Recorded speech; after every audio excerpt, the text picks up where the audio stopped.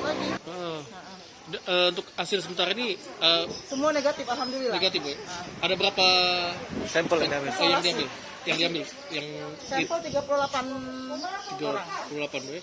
Jumlah total yang positif hingga sehari ini infonya ada 7 orang Bu ya dari sampel Bu ya. Ada 9. 9 ya. 9 Bu. Itu gimana Bu? Selama Kondisinya? sepekan ini Bu ya, selama sepekan ini ya.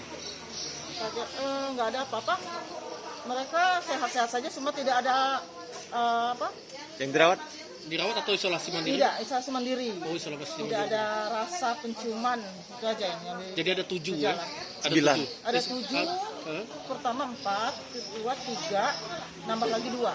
Terkait ini gimana? Ada pelayanan tetap gimana? Kita pelayanan tidak menerima tatap muka untuk sementara waktu, kita menerima secara online saja. Sudah diumumkan di radio semua.